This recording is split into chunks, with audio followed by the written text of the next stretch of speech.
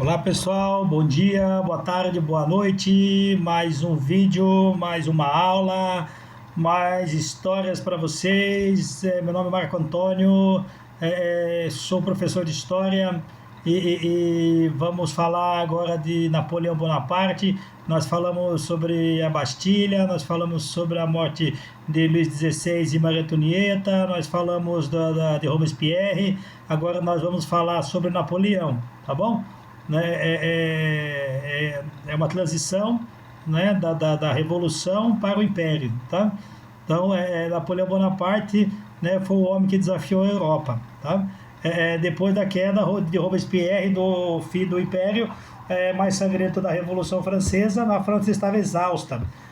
O país vivia entre o medo do retorno da monarquia e o caos de um governo fraco, né, que não conseguia controlar a crise econômica, as revoltas internas, as guerras contra outras nações europeias. O povo queria estabilidade, queria ordem. Foi nesse cenário que surgiu o nome, que mudaria a história do mundo: Napoleão Bonaparte. Guarde esse nome, Napoleão Bonaparte, tá bom?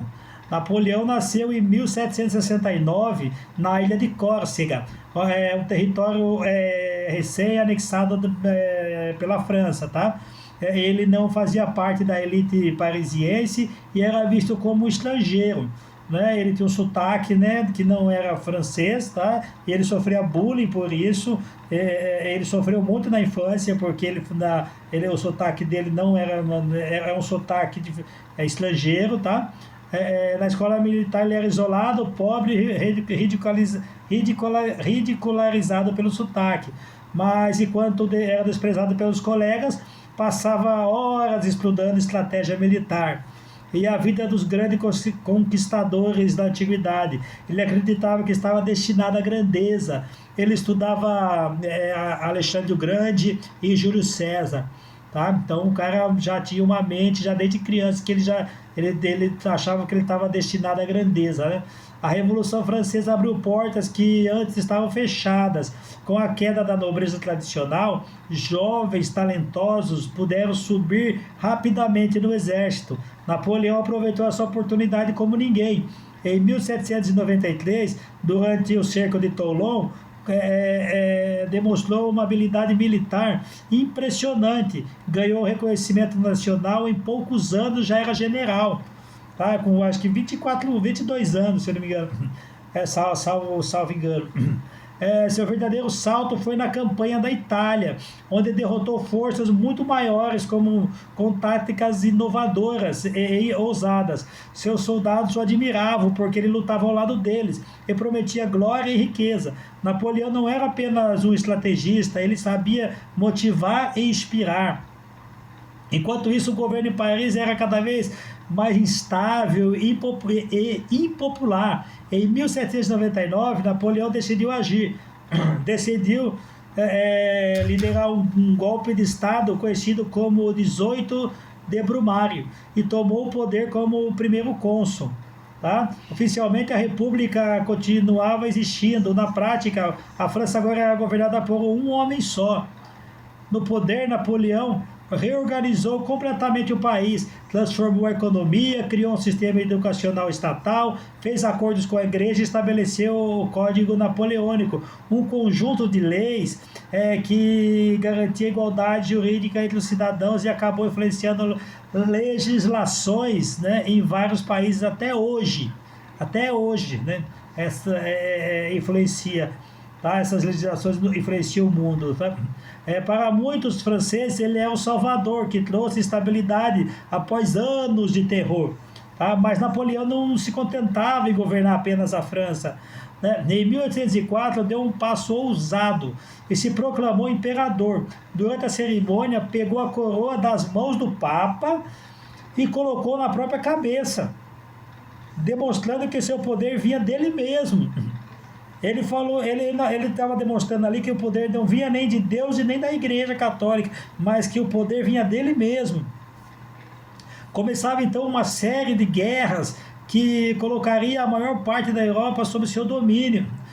Seus exércitos derrotaram potências tradicionais como a Áustria, a Prússia é a Alemanha, né, para quem não sabe, né, era a Prússia antigamente, a Rússia, né, e a vitória em Austerlitz é considerada uma das maiores da história militar. Em poucos anos, Napoleão se tornou o homem mais poderoso do continente. Mas quanto maior o império, maior o risco da queda, né? Então, quanto mais o cara sobe, o risco dele cair é maior, né? Quanto mais alto ele está, se ele cair, vai se machucar, né?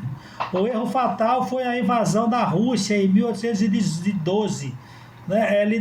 Liderando um exército gigantesco, Napoleão avançou até Moscou, apenas para encontrar a cidade vazia e em chamas, sem suprimentos e enfrentando um inverno devastador. Né? Seu exército foi destruído pela fome, pelo frio e pelas doenças. A retirada foi catastrófica. Tá? Enfraquecido, Napoleão foi derrotado por uma coalizão de países europeus e exilado na ilha de Elba. Tá? Parecia o fim, né?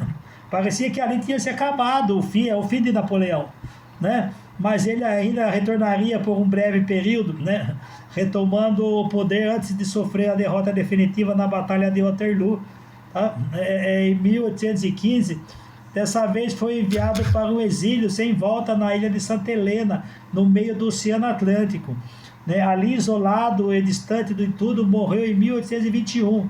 Napoleão perdeu seu império, mas deixou uma marca profunda na história. Mudou a forma de governar, de fazer a guerra, de se organizar, de organizar a sociedade. Para alguns foi um tirano, né? Para outros um gênio militar. Mas uma coisa é certa, poucos homens chegaram tão perto de dominar a Europa inteira como foi Napoleão. Tá? Então, Napoleão tem uma história fascinante, tá? Tem a Batalha de Waterloo. Eu tenho até o livro que eu vou mostrar para vocês antes de encerrar, né? Está aqui. Eu vou mostrar para vocês antes de encerrar nosso vídeo, a Batalha de Waterloo, tá? Vocês podem depois estar lendo, né? Tá adquirindo esse livro, né? Vou falar aqui isso aqui sobre a derrota dele, né? A Batalha de Waterloo. E ali foi o fim de Napoleão, uma história fantástica, tá? Fantástica. Se aprofunde em Napoleão, se aprofunde na história da Europa. Nós vamos vir com mais vídeos pela frente, fica conosco. Se inscreve aí no canal, tá? Não esquece de curtir, de deixar seu comentário lá, né? Nossas aulas não tem blá blá blá, nossas aulas são sérias, tá? Sem enrolação, tá bom? Nós falamos de história, né? Na lata, naquilo que tá bom? Fique em paz, né? Vocês possam ter um bom dia, uma boa noite, uma boa tarde. Fiquem aí bem, estudem, né? Tenham conhecimento, que é o mais importante, tá bom? Estamos juntos. Até o próximo vídeo.